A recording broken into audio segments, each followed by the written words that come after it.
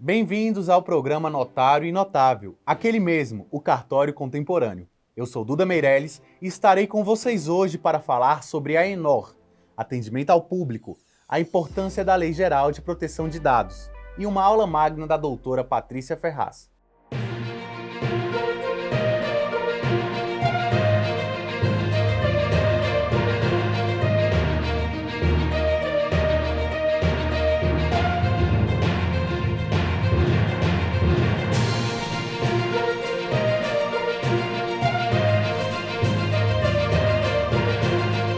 A Escola Nacional de Notários e Registradores, ENOR, foi criada com o interesse de capacitar e aproximar a classe notarial e registral. Ela foi instituída em 2012 pela Noreg-BR e Febranor, e hoje é mantida pela CNR e a Noreg-BR.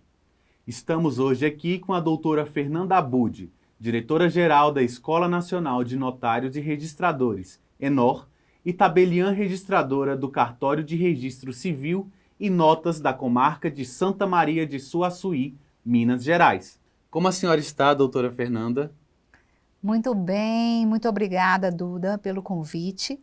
É um prazer enorme estar aqui no Cartório Contemporâneo para falar um pouquinho sobre a ENOR. A senhora poderia contar um pouquinho a história da ENOR? Sim, a Escola Nacional de Notários e Registradores, ela veio com a missão de aperfeiçoar, de levar cursos para notários, registradores, titulares, substitutos, colaboradores, os funcionários, assim como estudantes de direito ou qualquer pessoa que tenha interesse em conhecer um pouquinho mais sobre a matéria, sobre a atividade notarial e de registro.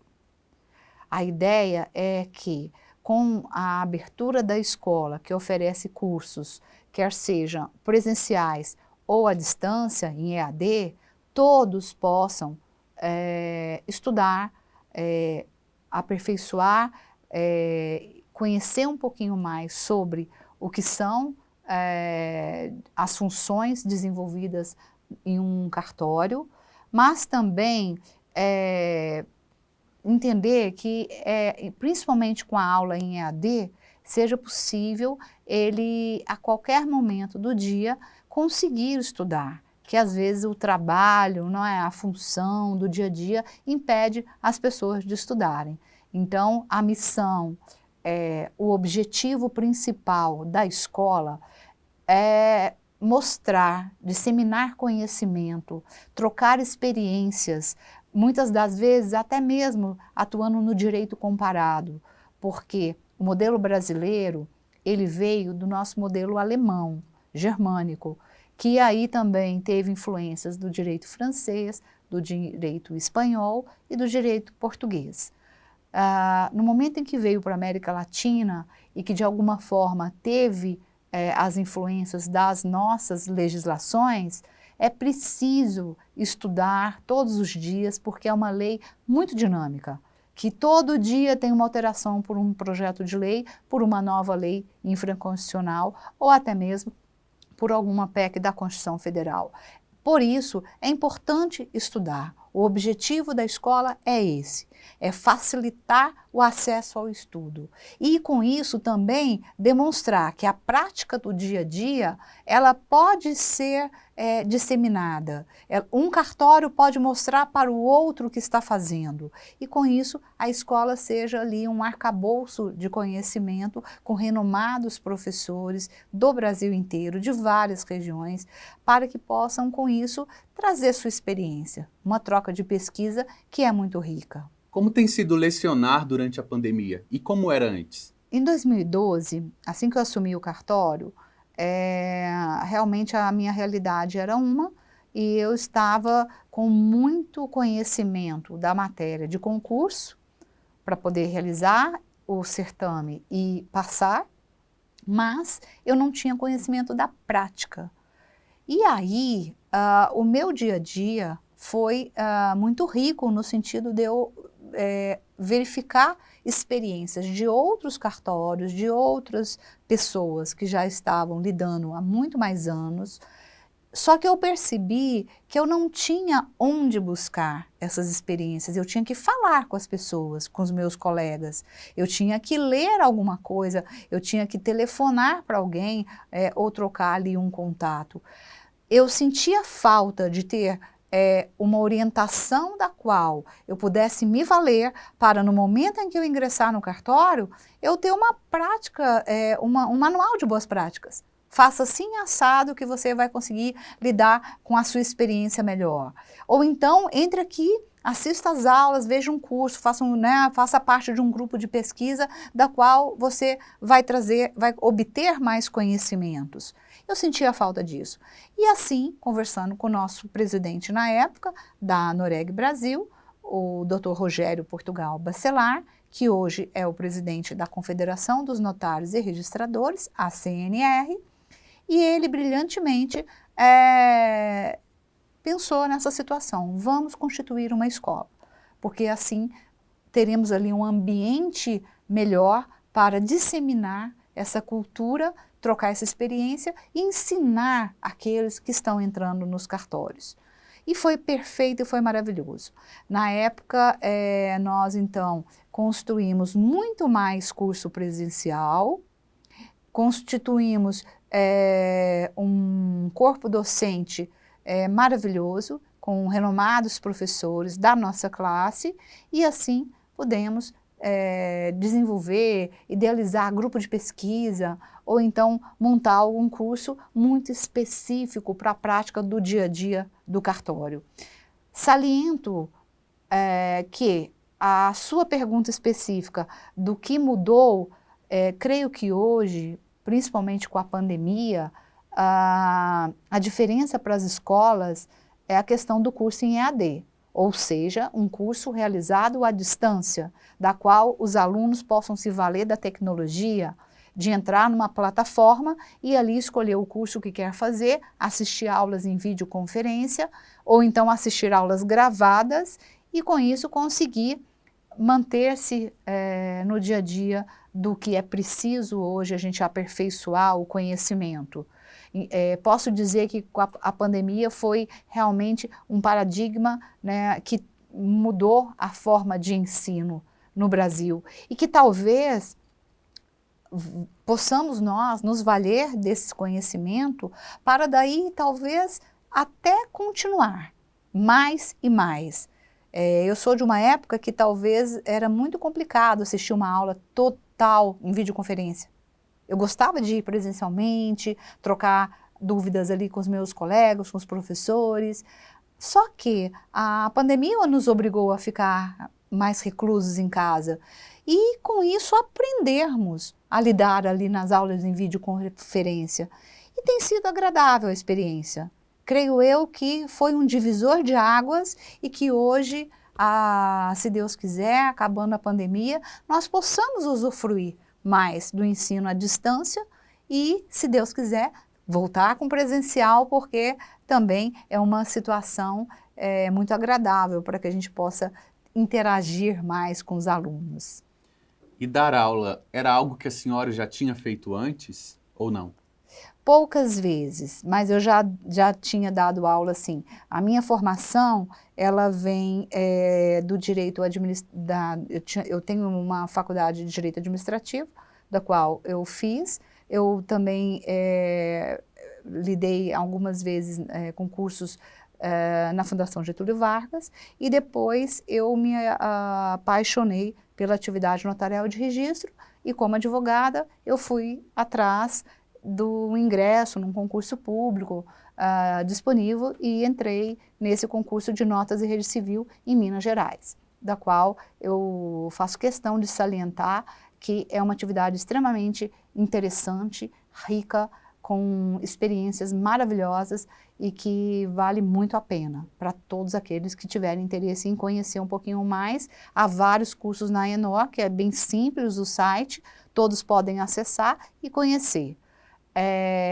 Mas a minha experiência era pequena, eu havia dado aulas poucas vezes, também focado em outras áreas, tá? Da questão mais administrativa, empresarial, ou mesmo de situações do direito da arte mesmo. A questão e o meu relacionamento com a atividade notarial de registro se deu principalmente após o meu ingresso no cartório extrajudicial em 2012. E, coincidentemente, foi quando constituímos a escola para que assim pudéssemos fazer uso dela, de grupos de pesquisas, e assim conseguir evoluir. E aí sim eu fiz um mestrado, estou fazendo um doutorado, para que eu possa agora continuar lecionando, que é um prazer muito, muito bom, e eu estou bem feliz com a atividade que eu realizo. Então a senhora gostou da experiência? Com certeza, Dura, com certeza. Como eu disse, não só gosto, tá? Como procuro me aperfeiçoar cada dia mais, e para isso a escola tem trazido um leque de opções, de parceiros. Nós, por exemplo, já realizamos agora recentemente o 12º Fórum Internacional de Direito Notarial de Registro, também comentando a questão ele é um simpósio, perdão, é um fórum internacional, então tivemos experiência da Alemanha, dos Estados Unidos e de alguns outros países, e isso é muito rico, é muito importante a gente conseguir dialogar com outros professores que estejam em outros locais diferentes do Brasil. A nossa realidade aqui é na Alemanha ela é muito mais diferenciada por ser um direito que é de alguma forma um pouquinho mais absoluto, enquanto o nosso é relativo. Tem uma questão do direito comparado na Espanha ou em Portugal, que é um pouco diferente da atividade desenvolvida aqui, em que pese que eu saliento que são mais de 84 países que têm atividade notarial semelhante à nossa. Um pouco mais diferente ao direito notarial e de registro que existe nos Estados Unidos.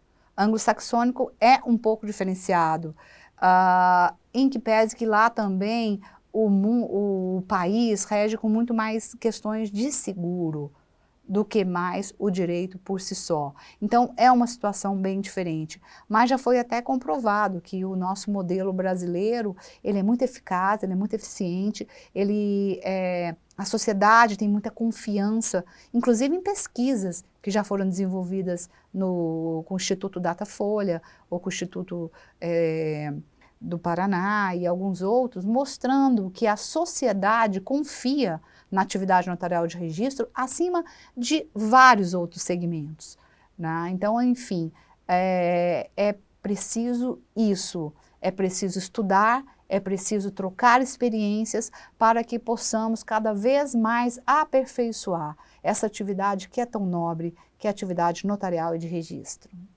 E quais são os planos futuros da ENOR? Queremos fazer mais e mais parceria com outras escolas.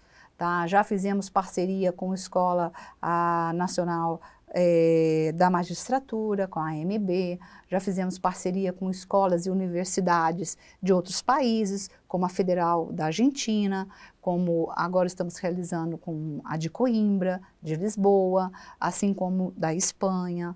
Então, nós queremos crescer no sentido de termos cada vez mais parceiros, quer seja aqui, onde há também universidades extremamente ricas, o estudo no Brasil é de excelência, então nós queremos isso, dar passos onde essa parceria possa ser um pouco maior e assim possamos trocar experiências com outro corpo docente, com outros professores, com outros segmentos, e né, a fusão desse ambiente acadêmico é muito rico para que a gente possa aprender, quer seja para usufruir no nosso serviço, na nossa atividade desempenhada, como também pretendemos que quem quer que venha a fazer parte desse rol tenha a oportunidade de saber um pouquinho sobre essa questão que é mais focada no direito civil, no direito empresarial,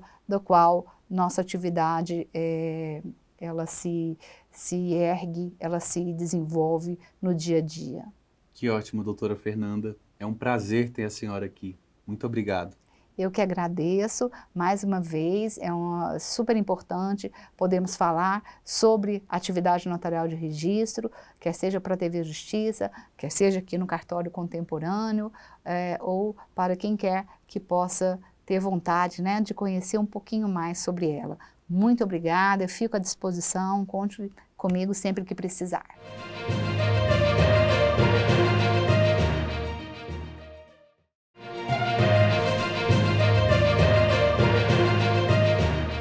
Agora chamamos o Dr. Bernardo Kesi, assessor jurídico da CNR e advogado especialista em direito notarial, registral e de proteção de dados, para falar de um tema muito importante, a Lei Geral de Proteção de Dados.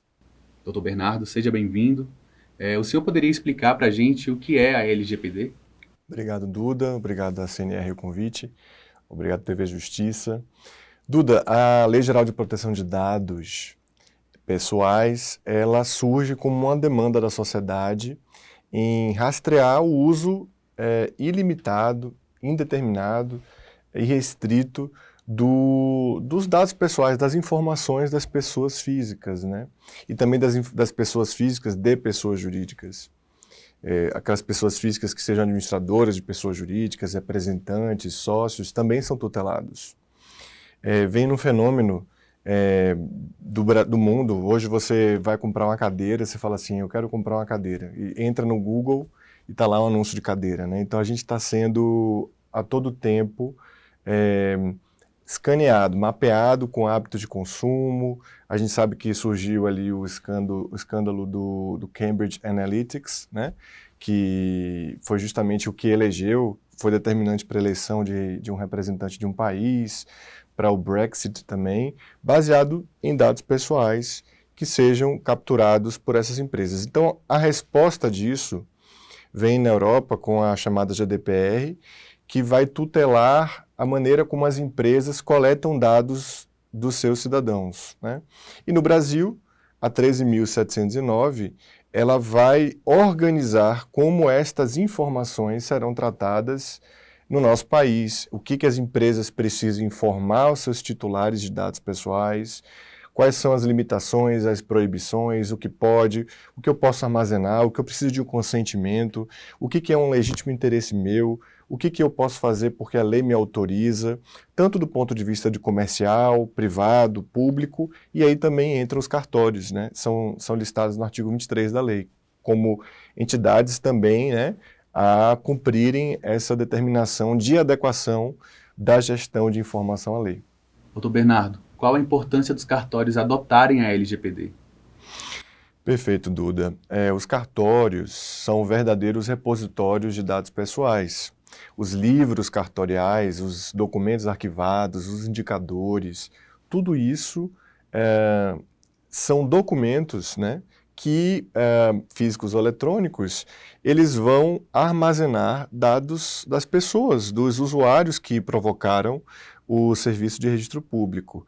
Então, por isso, como verdadeiros repositórios de dados pessoais, porque os protocolos, os atos praticados perante os cartórios, eles levam dados pessoais consigo, é fundamental a sua adequação. Não fosse isso, né, não estivesse claro que os delegatários de registro público, eles são controladores desses dados pessoais sob sua guarda, sob sua tutela, seja por conta da própria 13.709, seja por conta da 8935 e normas específicas que claramente colocam a situação do delegatário como responsável, nós temos também uma definição na lei, no artigo 23, parágrafo 4º, que coloca o registrador público como obrigado na adequação da lei para suas práticas. Então, existe uma clara previsão. A lei presenteou os notários e registradores com a previsão ali de necessária adequação.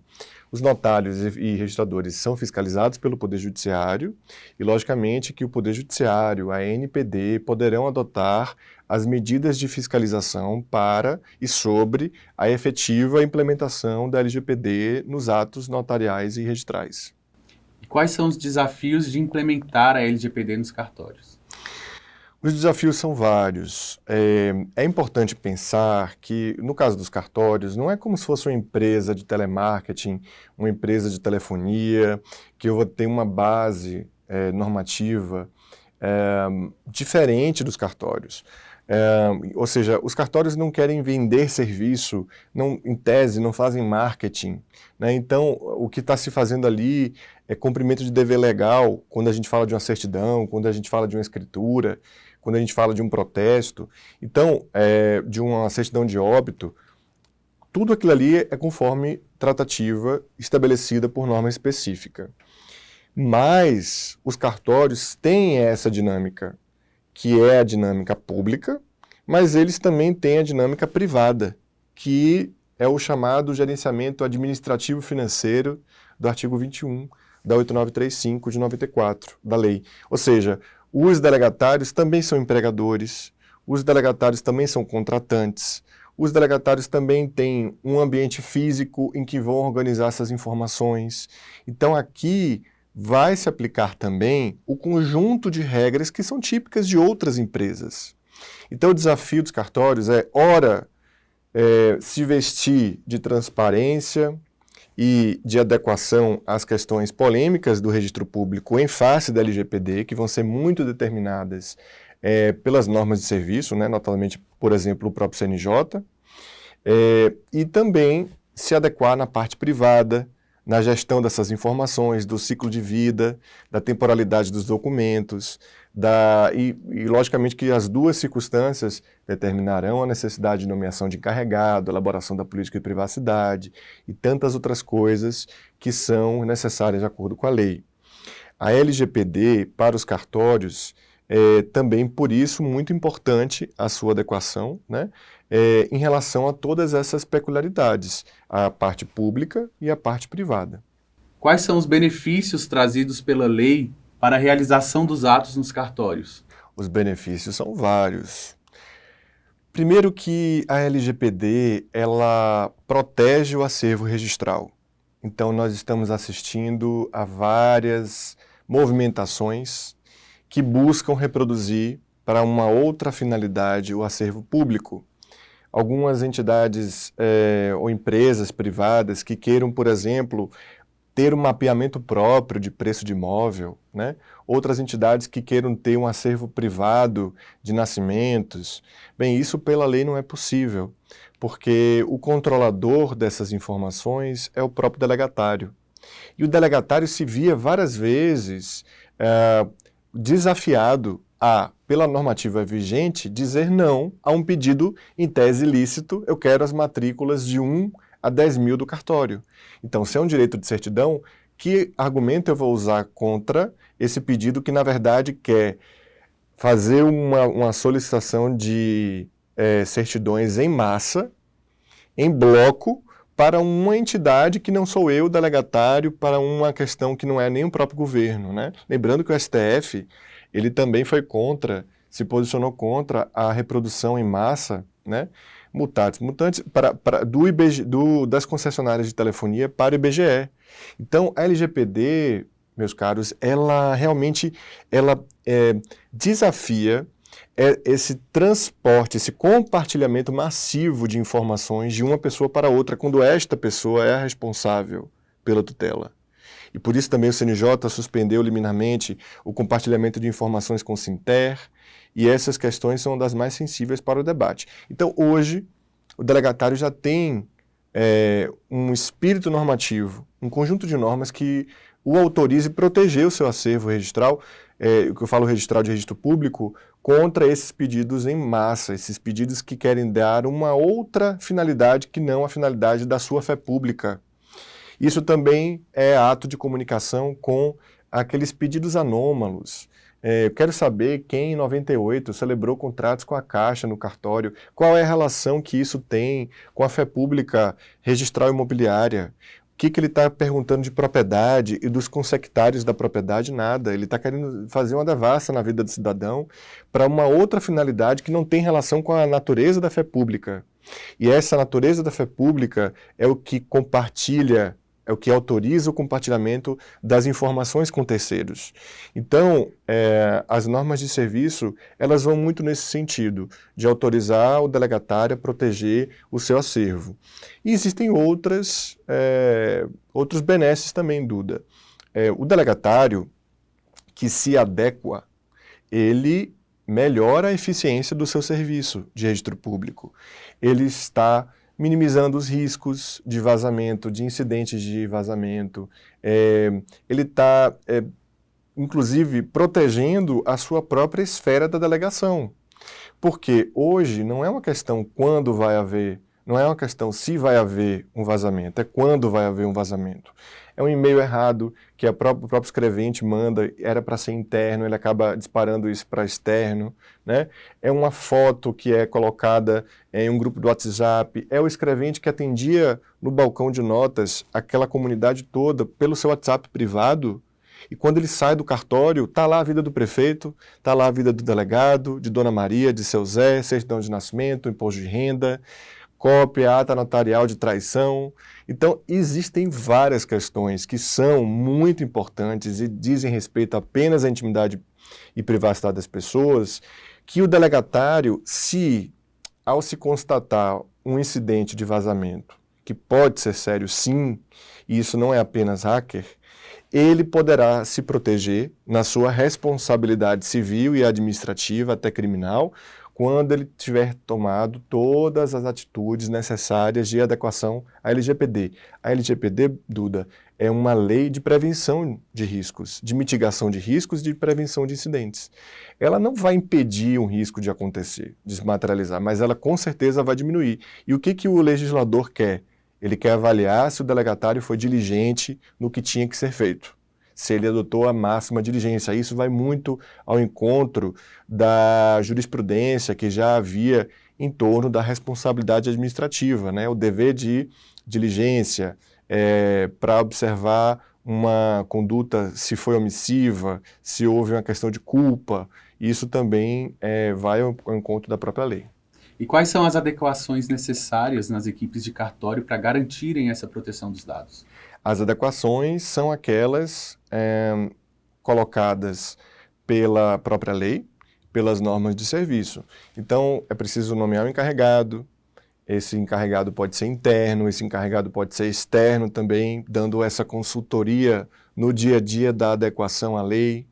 É preciso elaborar a sua política de privacidade, em que você vai deixar claro para os usuários, os próprios funcionários, o governo, os juízes do corregedor permanente, né, ou as corregedorias, de que maneira você trata aqueles dados. Logicamente que existe um padrão em relação a algum tipo de atividade específica, né? Cada tipo de atribuição vai ter similitudes, né, em relação a determinada forma como se faz uma certidão, etc. Mas o processo, que é o que vem antes, vai variar. Por quantos dias você mantém as imagens de câmera de videovigilância? Que dados você coleta no protocolo? Com que frequência você mantém os currículos que as pessoas te enviam? Então, tudo isso precisa ser informado na política de privacidade a partir depois do mapeamento das atividades do cartório. O mapeamento você vai chegar em cada setor, vai ali cadastrar da maneira como são tratados os dados pessoais, vai fazer o registro de uma das circunstâncias do artigo 7º da lei. Eu estou cumprindo lei, eu estou cumprindo um contrato, eu estou agindo no meu legítimo interesse, é uma circunstância de consentimento, fazendo as adequações de necessidade e finalidade e a própria adequação também. A adequação é uma das circunstâncias do artigo 6º. Enfim, você precisa passar por todos os setores, aplicando o que sejam essas boas práticas e registrando o que você fez. Além, lógico, de você treinar a equipe para que essa equipe esteja efetivamente apta a, no dia a dia, exercitar o que seja aquelas decisões de cumprimento da LGPD pelo delegatário. A parte de capacitação é essencial. E você registrar isso, fazer os aditivos contratuais. Então, para finalizar a explicação disso, a LGPD ela envolve processos, que é fluxos de atividades para você adequar, né? Coletar o mínimo possível, fazer ali algumas questões em relação a restringir quem está tendo acesso, até fisicamente também, somente ao que é necessário. Tecnologia, a gente vai discutir muito o provimento 74 dentro da LGPD, que é um provimento que tutela as questões de tecnologia. Ambiente, que é o espaço físico, e o espaço eletrônico também, não deixa de ser um ambiente. E também as pessoas, que é justamente você orientá-las ao cumprimento da lei. E isso, o encarregado, seja interno e ou externo, vai ter uma fundamental importância. Foi agora, em 1º de agosto, que as sanções para quem não cumprisse a LGPD começaram a ser aplicadas, certo? Correto. A partir de agosto, a lei prevê a possibilidade das sanções administrativas pela Autoridade Nacional de Proteção de Dados, a ANPD. É importante lembrar que essa não é a única forma de persecução pelo não cumprimento da lei. Então, a ANPD pode aplicar multa? Pode. Mas o juiz corregedor permanente pode fiscalizar e pode abrir um processo administrativo pelo descumprimento de norma? Pode. O delegatário, se ele não declarar o imposto de renda certo, ele pode perder a delegação. Então, é uma situação peculiar, porque aquele titular de cartório, ele precisa cumprir todas as normas que existem na legislação. E essa é uma norma, certamente, que vai ser objeto, já está sendo, de apuração de cumprimento pelos órgãos correcionais e também pela ANPD. Então, quando a gente fala de sanção administrativa, a gente não pode olhar somente para a ANPD, porque a fiscalização desse cartório também é pelo Poder Judiciário em uma esfera administrativa. Além disso, Duda, não nos esqueçamos que aquele que se sentir prejudicado pelo não cumprimento da lei vai poder provocar o Poder Judiciário, inclusive na esfera contenciosa de indenização. E isso também está valendo. Então, já passou da hora de todos os cartórios estarem nessa jornada de adequação, né? E isso é realmente importante por conta da gestão do risco. E não adianta fazer modelão. Modelão não vai... Eu costumo brincar assim, tem gente que fala, vamos trazer a LGPD Amada em 7 dias. Que você vai fazer ali um modelo, você vai ter ali uma circunstância pronta, um Ctrl+C, Ctrl+V, e a LGPD é dentro do cartório. Então não adianta a gente querer fazer uma maquiagem e achar que se adequou à lei, porque a lei não é só documento, a lei também envolve pessoas e processos. E por isso, os cartórios, eles estão fazendo esse tão bom trabalho de adequação, né? E certamente vão se consolidar como uma das entidades de grupo, categorias que melhor se adaptaram à lei. E como tem sido essa implementação nos cartórios? Tem sido desafiadora, você tem várias realidades, você tem cartórios com 100 pessoas que trabalham lá, você tem cartórios que é somente o delegatário e uma outra pessoa, né? Então, como é que a gente fala de encarregado quando sou eu e mais um? Tá? Gente, para os cartórios deficitários, aqueles que têm dificuldade de fazer investimento, você vai ter um menor desafio pela quantidade menor de fluxos de dados pessoais também nesses cartórios. Então, eu não posso tratar igualmente quem é desigual, né? Então, um cartório pequeno, ele vai fazer o possível na jornada da adequação. Mas hoje nós temos vários manuais e cartilhas e cursos disponíveis gratuitos. Então, ao delegatário pequeno, ele não teve que se adequar ao provimento 88, os cartórios não tiveram que se tornar especialistas em lavagem de dinheiro, os cartórios não precisam se adequar, aquele pequeno, às tantas normativas que existem específicas, essa é uma delas. O delegatário pequeno, ele precisa também se inteirar dessa LGPD, por isso que encontros como esse, eles são importantes para dar nortes, né? Várias associações que também fazem parte da CNR já disponibilizaram manuais, temos falado também em YouTube e outras mídias, então parabenizando também a TV Justiça de oportunizar esse momento de difusão do conhecimento, de democratização. Então, tem sido nesse sentido. Então, você tem cartórios que já estão lá no Grand Prix, né? No pódio, chegando longe, com equipe montada, com mapeamento avançado dos processos, e você vê que o cartório efetivamente absorveu aquilo que você deu de consultor. O consultor percebe a efetiva implantação da LGPD quando o próprio comitê gestor, por exemplo, ele passa a trazer questões do seu dia a dia e não somente uma verticalidade. Faça isso, assim é aqui, porque a gente precisa ensinar a fazer.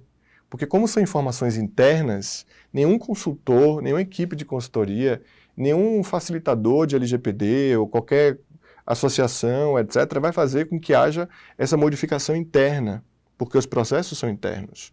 Então você tem hoje cartórios muito avançados no cumprimento da lei, mas você tem ainda alguns que dizem, não, mas eu já tenho aqui a proteção de dados, eu já tenho meu firewall, o menino da TI instalou alguma coisa, e a LGPD é muito mais do que tecnologia.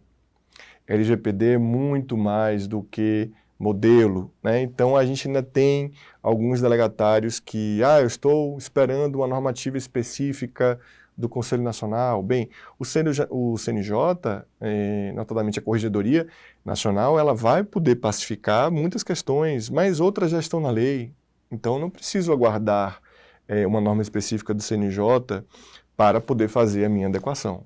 Então fica a mensagem. Adequai-vos.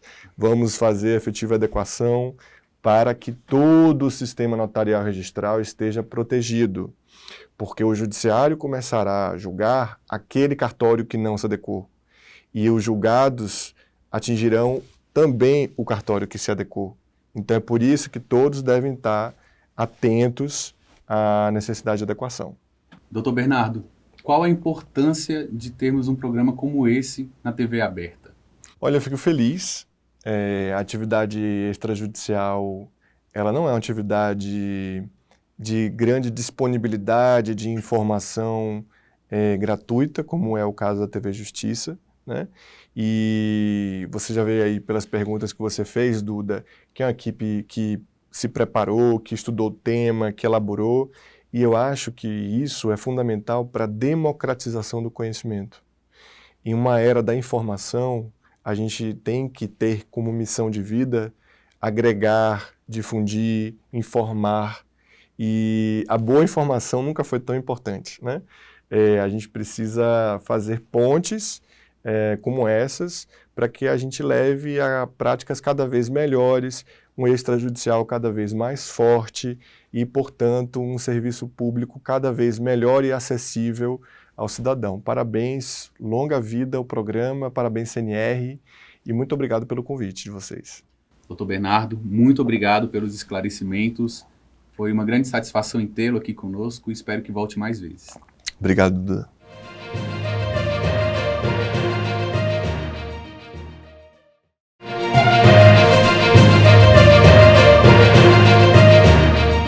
E hoje também estamos com a doutora Érica Moreira para falar um pouco dessa área que cuida do atendimento ao público. Como a senhora está, doutora Érica? Estou muito bem, obrigada, Duda. É um prazer estar aqui com você. Bom tê-la aqui conosco. Como a senhora avalia a importância da gestão de atendimento ao público para a evolução dos cartórios? A gestão de atendimento ao público é essencial, é vital, não só para a evolução, mas para a própria existência dos cartórios. Os cartórios prestam um serviço público direcionado para toda a sociedade. Então, quanto melhor esse atendimento, melhor a satisfação dos usuários, do poder público.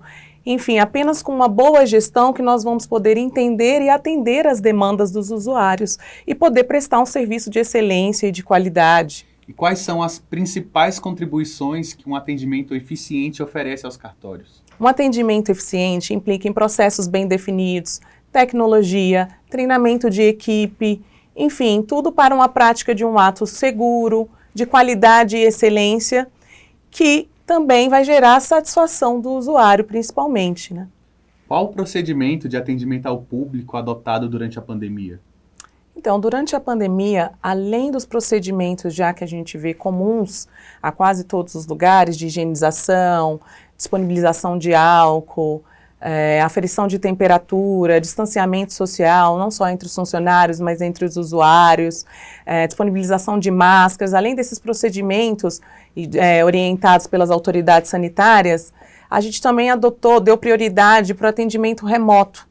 Isso se destacou bastante na pandemia, com a possibilidade, inclusive, de encaminhamento de documentos por correio, por e-mail, informações por telefone, até a criação de um sistema de atos eletrônicos que permite a realização de atos através de videoconferência e de assinatura eletrônica. Doutora Érica, qual a repercussão da participação dos cartórios na pandemia? Os cartórios, com certeza, foram um grande aliado da sociedade nessa pandemia, Duda. O que acontece?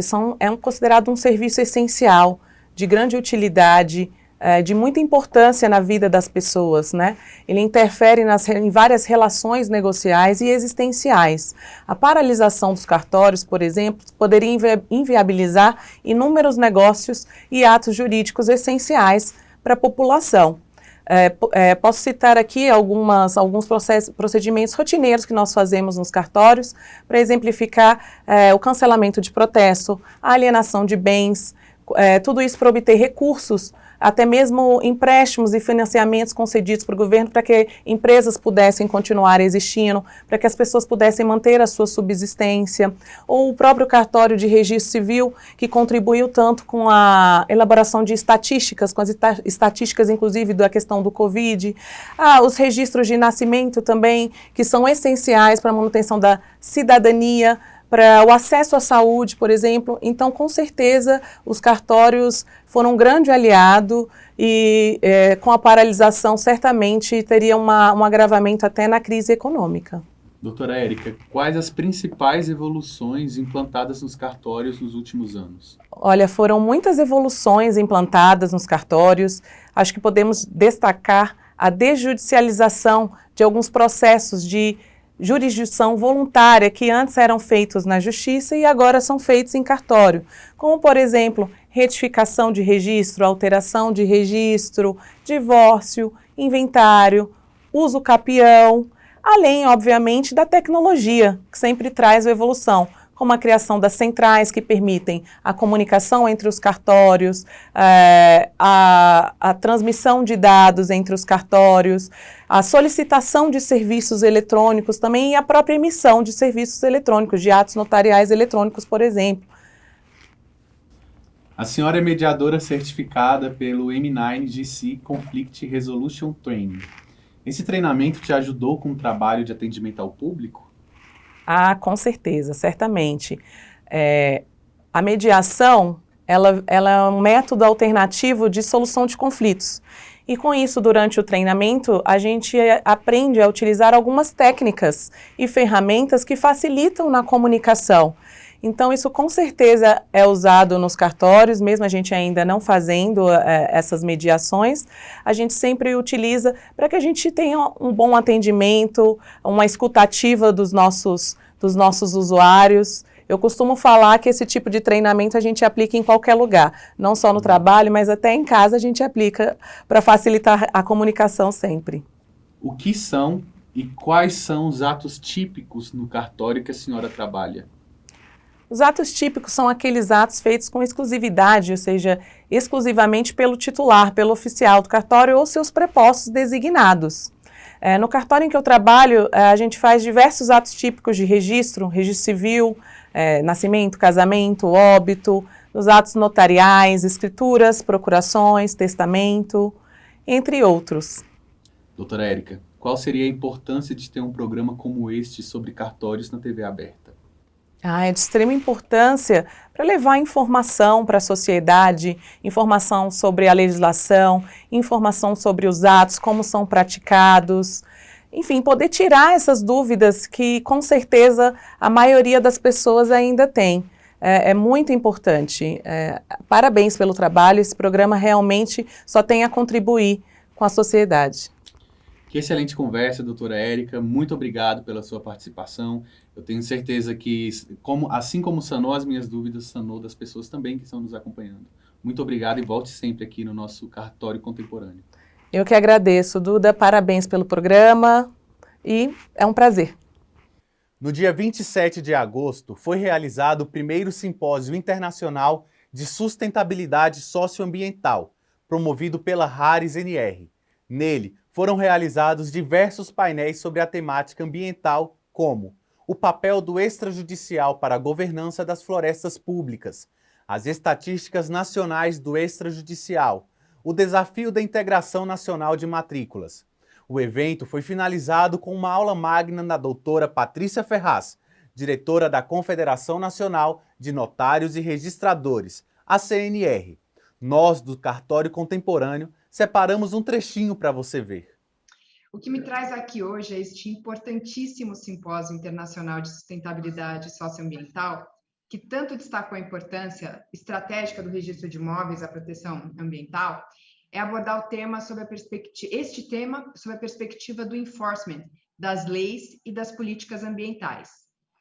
É mais do que notório que em matéria ambiental, a prevenção e a proteção são estrategicamente mais eficientes do que a reparação do meio ambiente, muitas vezes impossível de ser obtida. Sendo assim, me parece indesculpável que o arranjo institucional voltado à proteção do meio ambiente descuide de modo tão evidente do aprimoramento dos mecanismos publicitários das informações a que todos têm direito, prejudicando não só a proteção, mas também a reparação ambiental de um lado e de outro o desenvolvimento econômico sustentável. A minha pretensão aqui hoje com vocês, nesse fim de tarde, depois de um dia de muito trabalho, é iniciar a discussão do aprimoramento dos mecanismos publicitários das informações ambientais a partir da revisão do arranjo institucional que diz respeito às políticas ambientais, para que nós possamos buscar alternativas de aprimoramento dessa publicidade dentro do sistema já implantado, sem descuidar da atual e delicada situação da economia brasileira, né? E me descolando também um tanto dessa discussão como que dicotômica entre cadastro e registro. Para tratar disso, é impossível não começar falando, né, nos lembrando do artigo 3º da Constituição Federal, que determina, dentre os objetivos da República Brasileira, a erradicação da pobreza e da marginalização. E também, sem deixar de falar da função social da propriedade, que está estampada no artigo 186 da nossa Constituição Federal.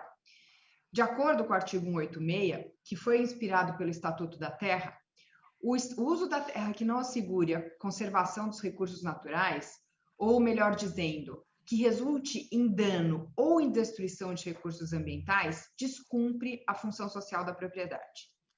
As preocupações ambientais que foram suscitadas, externalizadas na Conferência de Estocolmo, depois no relatório Brundtland e na Rio 92, hoje se expressam, inclusive, no ambiente econômico por meio de demandas para que as organizações econômicas adotem estratégias ESG, ou seja, Environmental, Social and Governance Strategies.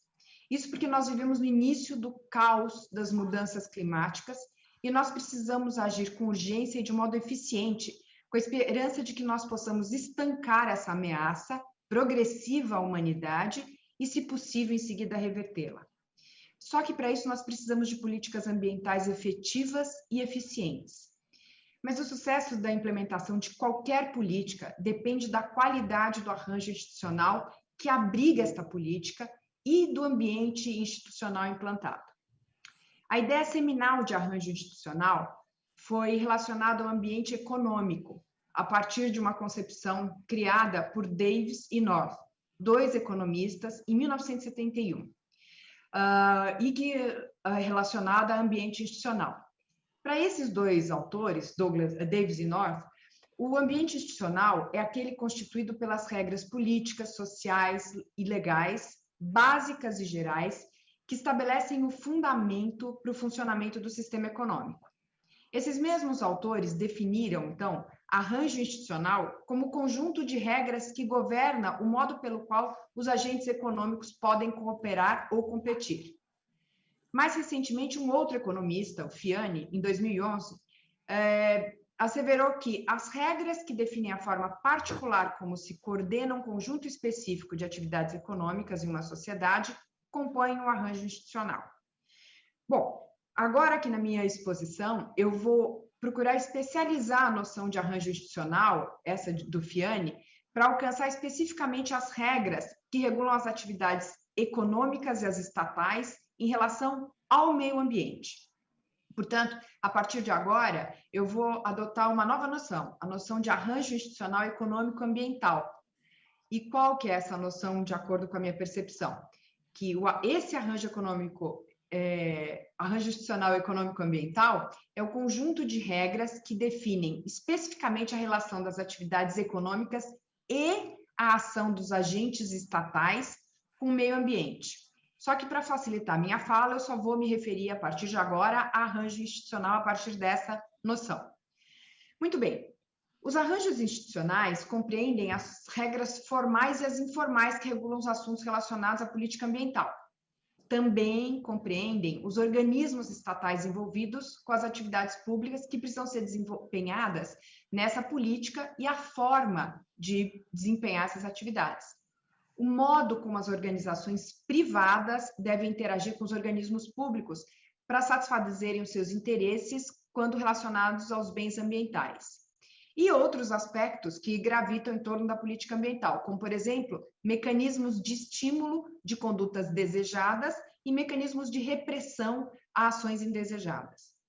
Quando nós refletimos um pouquinho sobre os arranjos institucionais no Brasil, nós identificamos muito rapidamente que nós padecemos de um problema de dispersão normativa e de dispersão da publicidade das informações ambientais, especificamente as informações que são de interesses das partes envolvidas, como, por exemplo, os agentes econômicos, inclusive empresas transnacionais. Daí porque nós falamos aqui ao longo do dia em interações entre cadastros e registros. Mas agora eu queria analisar com todos os problemas decorrentes dessa dispersão publicitária sob o enfoque do enforcement das políticas ambientais e dos custos transacionais, e avaliar com vocês uma alternativa possível para o arranjo institucional a partir das instituições que nós já possuímos instaladas. A dispersão normativa, ou seja, esse grande número de normas e regulamentos que nós temos no Brasil, ao lado do imenso tamanho do nosso país e do nosso sistema federativo sui generis, quero me reportar especificamente ao fato dos municípios serem considerados pela nossa Constituição como entes federativos, esse conjunto de fatores resulta num arranjo institucional muito pouco eficiente e em razão de vários fatores que militam negativamente contra a proteção ambiental ao lado desses elementos. Quais são esses fatores? O baixo investimento nos mecanismos de enforcement, a publicidade limitada de medidas de restrição de uso da propriedade em razão de elementos de proteção ambiental e as informações relativas à investigação de danos ambientais e de sua repressão. No que diz respeito ao elemento publicitário das medidas de proteção ambiental, as fontes de informação sobre as regras incidentes ou sobre a situação ambiental dos imóveis, né, de determinada área, inclusive perante os órgãos fiscalizatórios, não estão organizadas de modo concentrado, de maneira a proporcionar às partes interessadas acesso fácil e rápido a elas. Essa falta de concentração de informação prejudica, inclusive, uma atuação mais eficiente, colaborativa e integrada dos órgãos fiscalizatórios e repressores. É visível, portanto, que a falta de um mecanismo mais eficiente de publicidade pode representar, de um lado, um elemento de estímulo ou insuficiente contenção de ações oportunistas dos agentes, sejam eles econômicos ou não. Agentes interessados na exploração, muitas vezes predatória, de bens ambientalmente protegidos e que podem se aproveitar desse disfuncional arranjo institucional que nós temos no Brasil. E, de outro lado, pode representar também um fator de desestímulo a investimentos privados. Esse desestímulo pode ser ainda mais significativo para empresas transnacionais que não estão adaptadas ao nosso ambiente institucionais e para as quais a compreensão da situação ambiental de áreas nas quais elas, porventura, têm um interesse, pode se mostrar extremamente custosa, demorada, difícil e, o pior, incerta. Mas eu queria acrescentar que o papel das instituições públicas e das organizações privadas deve ser considerado desde a perspectiva da política até a eficiência de cada uma delas no desempenho da atividade que lhes compete, inclusive, no caso dos entes públicos, com a avaliação da capacidade operacional de cada um deles. Ou seja, não adianta a gente atribuir uma determinada atividade para um determinado ente público se ele não tiver capacidade técnica e meios, recursos humanos e materiais para desenvolver adequadamente essa atividade. Quando nós olhamos o cenário brasileiro em matéria ambiental, especialmente as dificuldades que a falta de concentração de informações gera no enforcement das normas ambientais, é obrigatória a reflexão sobre as possibilidades de aprimoramento dos nossos arranjos institucionais. Nós precisamos tornar o arranjo institucional econômico-ambiental muito mais eficaz, com o menor espaço possível para que não conformidades oportunistas ocorram, com melhor acesso pelas partes interessadas às informações ambientais pertinentes a ela em cada etapa da sua vida. E também para reduzir as assimetrias informacionais e os custos transacionais, promovendo com isso o desenvolvimento econômico sustentável e com foco na erradicação da pobreza. Esse foi mais um Cartório Contemporâneo. Foi um prazer ter a sua companhia nesse dia maravilhoso. Até a semana que vem.